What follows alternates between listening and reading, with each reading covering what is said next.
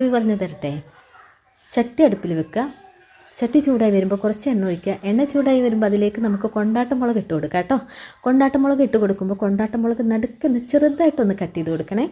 കൊണ്ടാട്ടമുളക് മൂത്ത് വരുന്ന സമയം കൊണ്ട് നമുക്കൊരു പാത്രത്തിലേക്ക് കട്ട തൈര് ഇട്ട് കൊടുക്കാം. കട്ട തൈര് വേണം, മിക്സിയിലടിച്ച് വെള്ളം പോലെ ആക്കരുത് കേട്ടോ. ഇതുപോലെ കൊണ്ടാട്ടമുളക് മൂത്ത് വരുന്ന സമയത്ത് എണ്ണ ഒഴിക്കാതെ കൊണ്ടാട്ടമുളക് മാത്രം എടുത്ത് ആ തൈരിലേക്ക് ഇട്ട് കൊടുക്കുക. അതിന് ശേഷം നമ്മൾ ആ എണ്ണയിലേക്ക് കുറച്ച് കടുക് പൊട്ടിച്ച് കൊടുക്കുക, ചെറിയ ഉള്ളി ഇട്ട് കൊടുക്കുക അരിഞ്ഞത്, പിന്നെ അതുപോലെ കറിവേപ്പില ഇട്ട് മൂത്ത് വരട്ടെ. മൂത്ത് വരുമ്പോൾ നേരെ ആ ചട്ടിയും എണ്ണയും എല്ലാം കൂടെ നമുക്കൊന്ന് നമ്മുടെ തൈര് കൊണ്ടാട്ടമുളകിലേക്ക് ഒഴിച്ച് കൊടുക്കുക കേട്ടോ.